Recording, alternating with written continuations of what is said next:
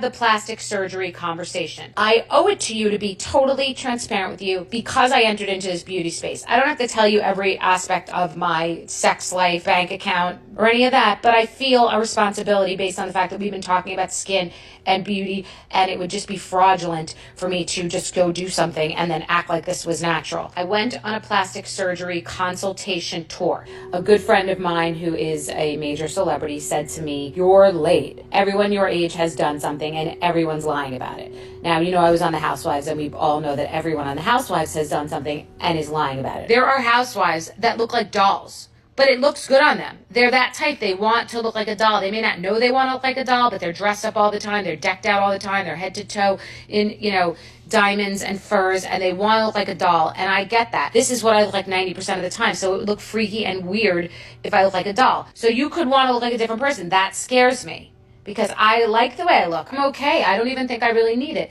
The only reason I would contemplate this is because I will eventually do this, I believe. And I don't want to do it later when everything's really hanging. I would like to look like myself. I don't want to look like anyone else. I would just like a little help along the way. Many of you will judge me, and that's okay, as long as I'm being honest with you. You can disagree with my decision. You could say you're crazy, you're superficial, you're like everybody else, you're selling out. Whatever you want to say, I get it. Judge me. But you will not judge me for lying, because I won't lie to you, because we've discussed so many things with beauty and age, and that would be a full fraudulent scam. And I think these women are lying about everything. They're lying about how much money they have, and they're lying about how much surgery they have. I don't know why they're insecure, but they in this. So this woman tried to pull one over on me in this dress gate where I was returning something unworn, and their website says if you return something unworn, you get a refund. But I think that this person obviously didn't think that I was someone who had a platform and was trying to pull one over on me. And I do think that's disgusting. I think it's horrible.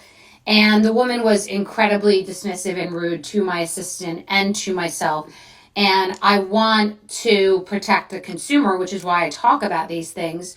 And maybe it's a good idea, if you're buying something and then returning it, to photograph it before you return it. You shouldn't have to do that. But there are many rules we've all learned. You must authenticate anything that you buy that's pre-owned, and it's always going to be better to buy it from the original designer. And even retailers that have multiple locations all over the country can sell counterfeit merchandise, as we've also learned. But in not yet giving this person's name, I'm thinking that the reason why, even though many of you want me to tell you her name so you don't get scammed also, here's my thought. I don't want to play God and really drastically affect someone's business. Maybe this person is reevaluating their business practices. I'm sure the people that work for this person definitely are rolling their eyes and have either said something, or it's definitely embarrassed in the workplace because everybody knows about what I said. And the people that work for her were actually very nice. So I'm sure she's been checked. And I know that many people in her community know that it's her, because many people messaged me to say it must be this person because this person doesn't have a great reputation. Now, they haven't yet apologized, which they really should, because then maybe I will let you know who it is. So I just don't want to do something that cannot be undone. I do not believe in cancellation. I believe in people making mistakes and people changing. So I don't believe that it's my job in one swipe to really drastically affect someone's business at this time. I think we're in a society where it's just so easy to cancel people. I think we're all going through so much. And sometimes, honestly, it feels good when somebody gets what they deserve. But I think that cancel culture is really dangerous and damaging. And I think that the way that people get excited that someone's going to go down is something to be looked at.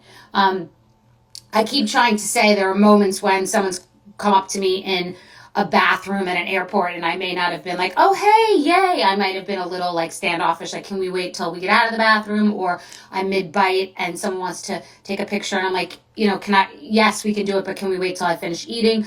And then the rest of the day, it really bothers me because I feel like without these people, I wouldn't be where I am, so I should stand up. Like, I battle with myself, and sometimes you're in an upset mood or it's a bad day, and you may not be perfect, and you could do something that someone else might view as rude or imperfect. And I'm considering all of that. I think that this person was both nasty and rude to myself and to my assistant, and is probably getting checked right now by not knowing whether I'm going to mention who it is or not.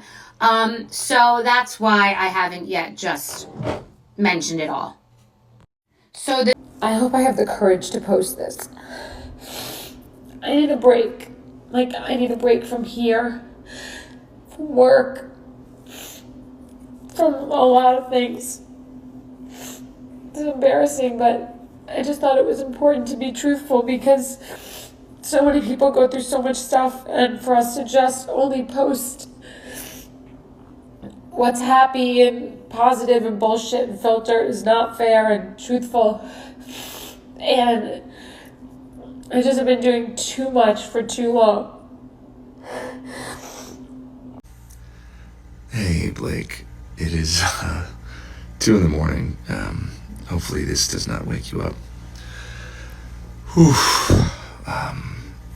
Wow. There's so much I want to say to you, and I hope that we can FaceTime or see each other in person soon and get to talk more. But I'm just going to send you a few thoughts, and hopefully it's not going to be more than a few minutes. But I don't have the best track record. I don't think either one of us have the best track record for voice memos. I want to start with an apology. Man, reading the second part of your message, my heart sank. And I'm really sorry. I for sure fell short, and you worked really hard on that, and the way you framed it, and how that made you feel. I just want to say thank you for sharing that with me. That takes a lot of trust and vulnerability, and I feel really grateful that you feel safe enough to tell me that that's how you feel and share that with me. And I'm really sorry. I f***ed up. That is a fail on my part. One thing you should know about me is I will admit and apologize when I fail. I am far from perfect. I am a very flawed man, as my wife will attest. And and I'm gonna f*** up. I'm gonna say the wrong thing. I'm gonna put my foot in my mouth. I'm gonna piss you off, probably, but I will always apologize and find my way back to center. That is one thing that I can assure you of. And I'm sorry I made you feel that way. That must have felt terrible. And I will for sure do better. That was not my best weekend, and I should have given it more time. And damn right, you got great friends if that's how you felt and they knew that. And we should all have friends like that, aside from the fact that they're two of the most creative people on the planet. The three of you guys together, it's unbelievable. Talk about energy and just a force, all three of you. But I just wanted you to know that I didn't need that, because it's really good, and it's going to make the movie sing like you said, and I'm excited to go through the whole movie with you. I'm just excited to spend time with you. I'm excited to be in your sphere and your presence, and for us to share creative juices together, although that sounds terrible. I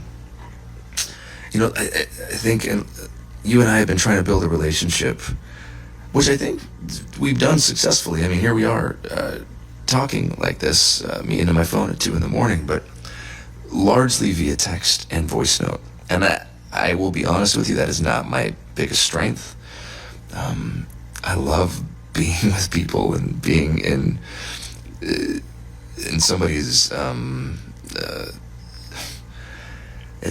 space and being face to face, and I feel like that's where I excel, and definitely fallen short at times in our text and voice note exchanges, because there's so much to communicate and there's so much happening, and all that to say, I'm just really looking forward to spending time together, and I think that's going to really go a long way for our chemistry, which